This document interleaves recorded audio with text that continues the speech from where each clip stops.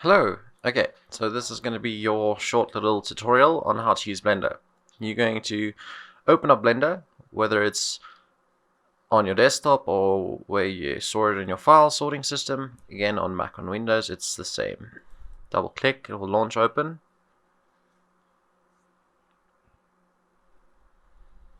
Okay, so you'll see your character. So for this tutorial, I'm just going to turn on screencast keys so that you can see when I'm doing things.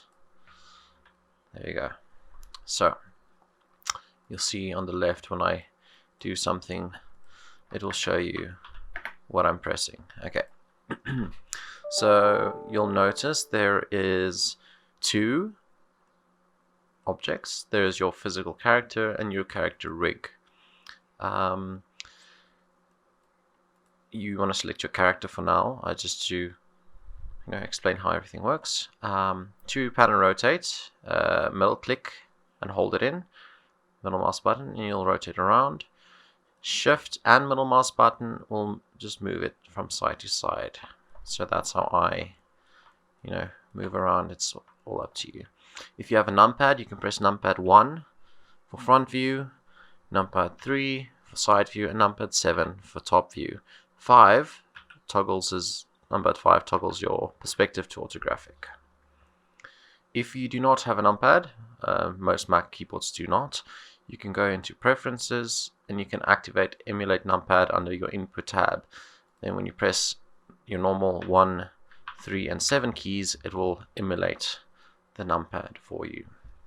So to go into edit mode, we're currently in object mode. Top left, you'll see edit mode, and you can see the physical geometry of your character. So if you want to change anything, you can select it. You can press S for scale, and you can scale it bigger and smaller as you like. That might be useful. In this mode, you have multiple modes. You have vertex mode, which selects a single vertex. You can select multiple vertices. You have top left, you have edge select, allows you to select your edges, and then you have face select, which allows you to select multiple faces. Cool. So if you would like to edit your character, you can do that like so. If you would like to add something or move something, if you select something, you can press G to move it around from your view. If you press R, you can rotate it. If you press S, you can scale it. So let's say this torso, you would like to make it a bit wider. You can press S and you can scale it wider. You can press G to move it, or you can press rotate R to rotate it as you would like. Okay, that's that. I'm going to press go top left and go back to object mode. Now if you select your rig, this is the part you're interested in, you'll see I can't really move it. If I press G, it's just going to move. So you want to go top left and you want to go into pose mode. Don't go into edit mode. You can, but we're not going to edit the rig right now. You want to go into pose mode. This will allow you to pose and rotate your character's arms and limbs as you would like. Okay, so there are a bunch of things to know. So this is your origin or your root bone. So this moves your whole character. Then you have all the other bones that you can rotate individually to pose your character. Something that's quite cool. So let's select all of these, just not the bottom one, those three. If I press R now, it's just going to rotate on the bottom one because that's the master bone.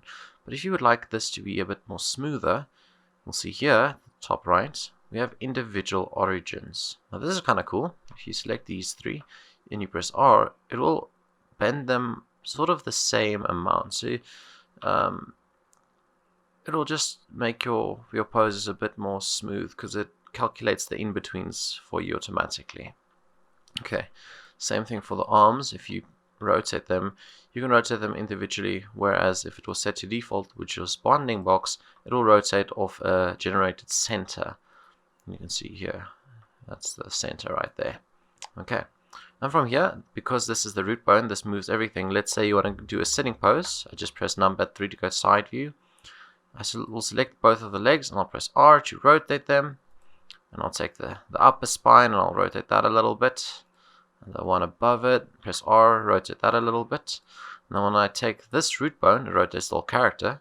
So I rotate it back, G to move him down a bit, and there you have a character that's sitting on the floor. If you are unhappy with any of the weight paintings per pose, you can go into weight painting and fix that. So for demonstration, let's show you. Going to press numpad 1 to rotate this arm down a bit. Press R, rotate this arm up a bit.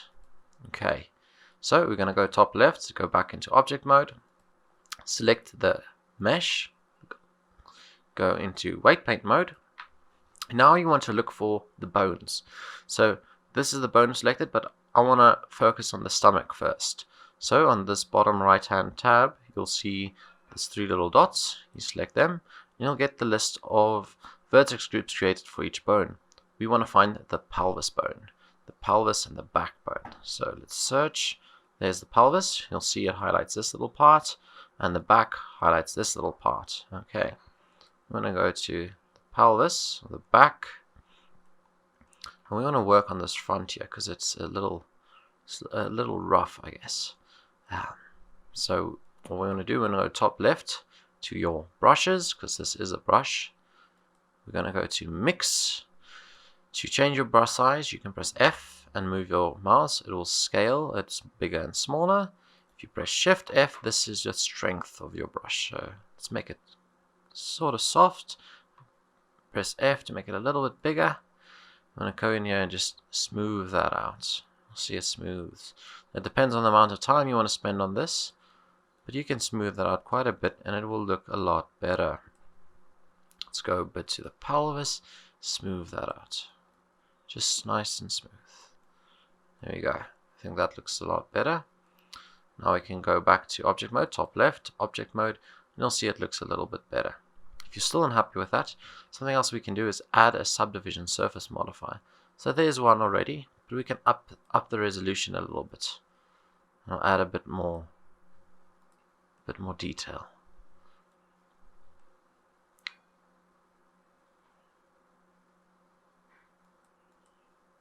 Just keep that low for now.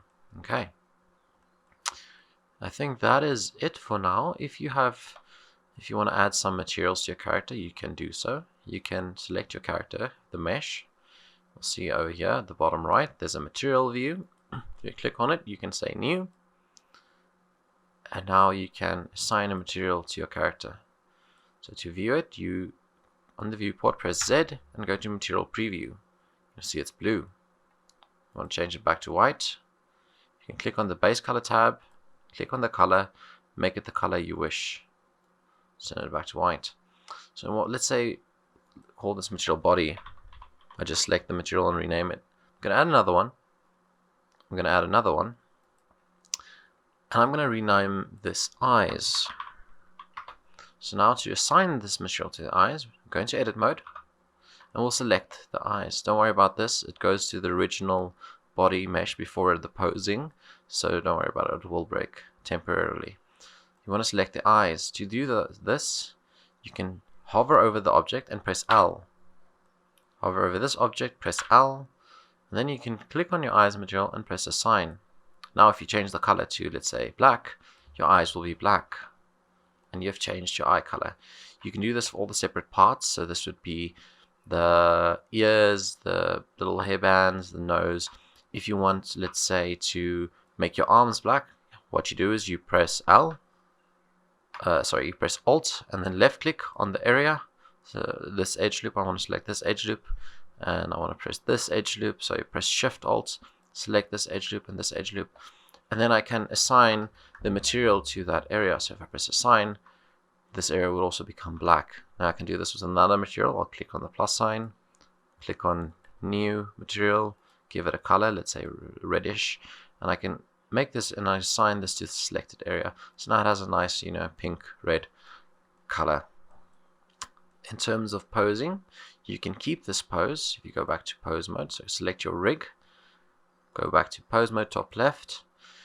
If you select all of them and I press I, location, rotation, scale, you'll see on the bottom left that we are in frame 1.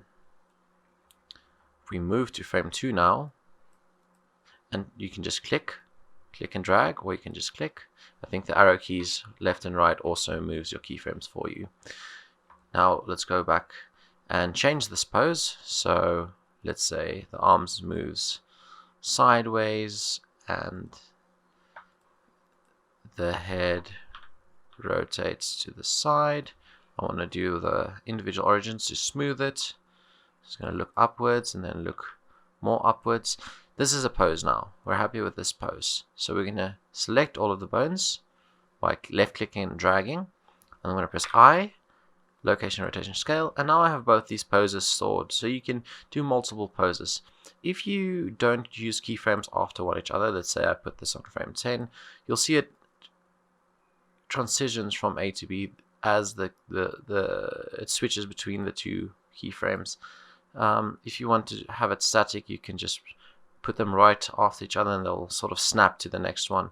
They won't have a smooth, transition between the two, because we're not doing animation.